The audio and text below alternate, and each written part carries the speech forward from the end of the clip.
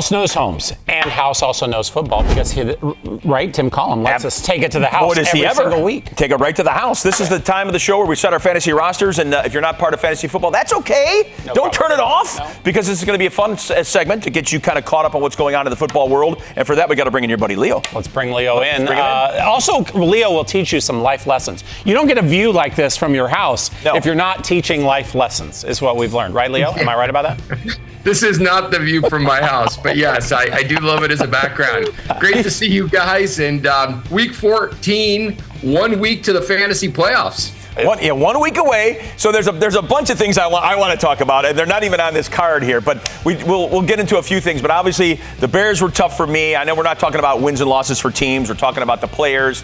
That was a tough one. And then this week 14. My top guys happen to be off this week, and this is the week that you have to win to squeeze into the playoffs. I'm in trouble, but I don't know. I'm scrambling. Well, if you had Russell Wilson, you would not be so much in trouble. Leo, are we talking about one of the better games you've seen in a while? Pretty amazing. 30 fantasy points on 414 yards passing and 3 touchdowns. That's for sure an amazing performance. Bucky Irving was another great one for the Tampa Bay Buccaneers. With 180 yards and a touchdown, and Brock Bowers with 20 fantasy points and 140 yards and a touchdown. That was also a great performance. But guys, come on. I know we weren't able to include Jameis Winston in our highlights because he played after our preparation meeting yesterday, but 34 points on almost 500 yards passing with 4 touchdowns. I know you're not going to see that highlight here, but the crazy part is it would have been more had he not thrown 2 late game interceptions, and an incredible fantasy performance from a guy that's supposed to be the second stringer. I mean, wow. The Cleveland Browns, could they have messed up the Deshaun Watson situation anymore? And I'm talking about for so many reasons. Totally. Oh, my gosh. And Jameis Winston is just good for television. Yeah. Good for football. He's super fun to watch.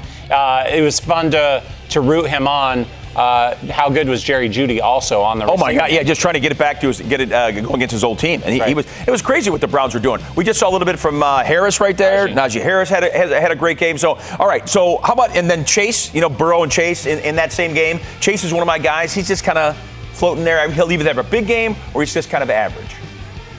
Yeah, and look, those guys are super talented. And looking to the future of the last 5 weeks of the season, and you want to know who's going to finish strong, and you want to know where you want to kind of place your chips. And based on schedule situation and how they're playing, I mean, I believe the following players I'm going to talk about are going to finish strong, and Burrow and Chase are at the top because the thing with Chase is he's got a high floor and he's got an even higher ceiling. And these guys are playing obviously extremely well. And the Cincinnati defense is so terrible. Get this, guys. The Bengals are 2-4 when they score 33 points or more this season. The rest of the league is 52-1. 52 wins, 1 loss. This is an ideal scenario for lots of fantasy points because the Bengals' offense is always chasing due to their poor defense, and their offense runs through Burrow and Chase. Yeah. And then other players that you want to look out for, Josh Jacobs. Guys, it's December, it's cold, it's Lambeau Field and the Green Bay Packers. And you have to run the football to win games in that situation. But if you need to, Josh Jacobs can catch the ball and score at the goal line. Jacobs should finish the season strong.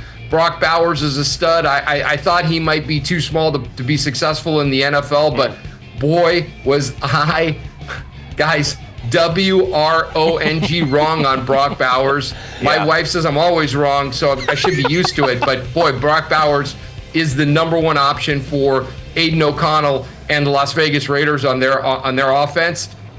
And he's someone you definitely want to have on your team. And the last 2 guys are Ladd McConkey and Mike Evans. McConkey's the number 1 option for the Chargers, and they'll need to throw the football more now that J.K. Dobbins is on injured reserve. And Mike Evans, and this guy, does he ever age? He's 32 years old. He's playing like he's younger. 22. Yeah. This guy's reached 1,000 yards receiving in each of his first 10 NFL seasons, and he's at 521 with 5 games remaining. And remember, he missed 3 games due to a hamstring injury.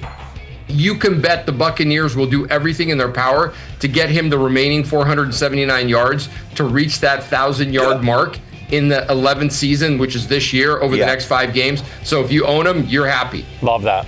Yeah. I own Josh Jacobs too, by the way. And Gary, the other day when I played him and annihilated his team, he was like, Josh Jacobs, like, what's he been doing? And I raffled off every week of points. 20, 21, 18, 12, 22, 23. And Gary's like, what? I didn't he was one of those he's a sneaky point scorer. Well, he was on the Raiders obviously last year, and then nothing happened. Now he's on Green Bay, and he started out a little slow, I thought, but then man, I don't really watch the Packers because I'm a Bears fan, and it's hard to admit that I'm a Bears fan after what happened. Although we were just talking about this, of course, on Thanksgiving, and you know what? I'm sort of glad they lost because we were able to get rid of Eberflus. And now let's move on to bigger and better things. Yeah, Gary, you hit it on the head. Eberflus had to go. I haven't seen a guy make as many bad decisions as Eberflus did. I actually thought he was trying to get himself fired. Yeah, that's what we were saying. There was a point in the game where I was flying to go to Thanksgiving, and I'm looking at it, and he goes for it on a 4th and 3 from his own 37 with 2 minutes to go, and you have about 30 or 40 yards of offense in the first half. Right. And I thought to myself, like, is this guy like trying to get himself fired? Because I've seen bad decisions, and that was one of the worst.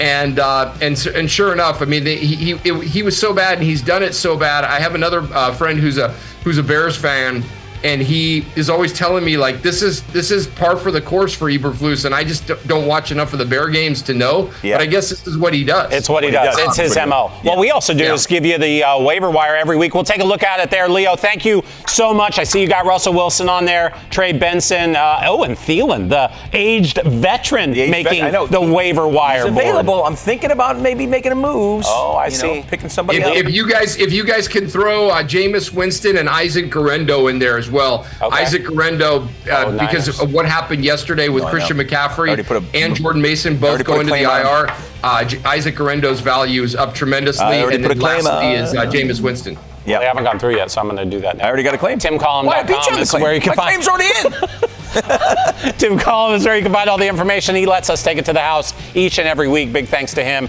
Big thanks to Leo Schved as well. Yes.